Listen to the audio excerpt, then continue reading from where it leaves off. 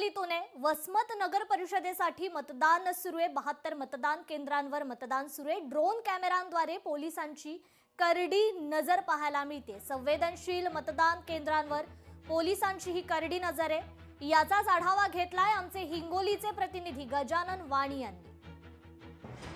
वसमत नगर परिषदेच्या मतदानाला जे आहे ते सकाळपासून सुरुवात झालेली आहे आणि मतदान केंद्रावरती मोठ्या प्रमाणात जे आहे ते मतदारांची गर्दी झालेली आहे। कोणताही अनुचित प्रकार घडू नये यासाठी जे आहे त्या पोलीस विभागाच्या वतीने संपूर्ण जे आहे सीसीटीव्ही त्याचबरोबर ड्रोनच्या कॅमेऱ्यातून जे आहे ते सध्या करडी नजर ठेवली जात आहे। सगळ्यात महत्त्वाचं म्हणजे वसमत शहरामध्ये 72 मतदान केंद्रावरती जे आहे ते मतदान प्रक्रिया पार पडत आहे आणि कोणताही अनुचित प्रकार घडू नये हे यासाठी ड्रोनच्या माध्यमातून जे आहे ते मतदान केंद्रावरती अशा प्रकारची करडी नजर ठेवली जात आहे। संपूर्ण शहरामध्ये या ड्रोनच्या माध्यमातून जे आहे ते नजर ठेवली जात आहे। सगळ्यात महत्त्वाचं म्हणजे या वसमत नगर परिषदेमध्ये तिरंगी लढत पाहायला मिळणार आहे, कारण की महायुतीकडून जे आहे ते दोन पक्ष जे आहेत ते आमने सामने निवडणुकीच्या रिंगणात उभे आहेत। त्यामुळे भाजपा आणि त्याचबरोबर राष्ट्रवादी आणि महाविकास आघाडीचा उमेदवार देखील या ठिकाणी उभा करण्यात आलेला आहे। त्यामुळे या ठिकाणी पोलिसांनी जे आहे ते करडी नजर ठेवून जे आहे ते कोणताही अनुचित प्रकार घडू नये त्यासाठी आता हे ड्रोन बघताय की ड्रोनच्या माध्यमातून या ठिकाणी जे आहे ते अशा प्रकारे संपूर्ण शहरामध्ये ड्रोन फिरवला जातोय। जवळपास 400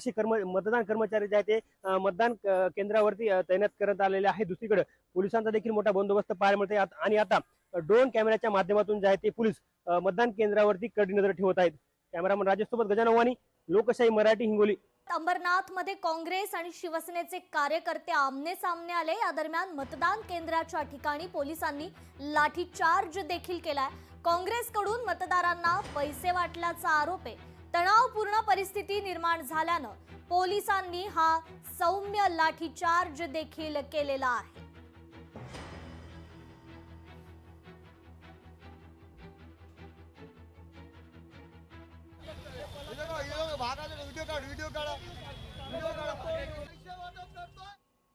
अमरनाथच्या ग्रीन सिटी प्रभाग क्रमांक 29 मध्ये गोंधळ पाहायला मिळाला। ईव्हीएम आणणाऱ्या कर्मचाऱ्यांकडे बोगस आय कार्ड असल्याचा आरोप आहे। निवडणूक अधिकाऱ्यांचा हा कारभार समोर आलेला आहे।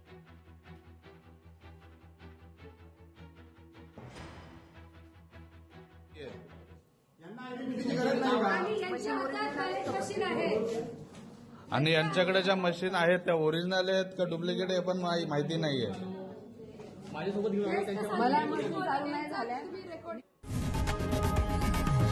लोकशाही मराठी ऐका, पहा, जागरूक रहा।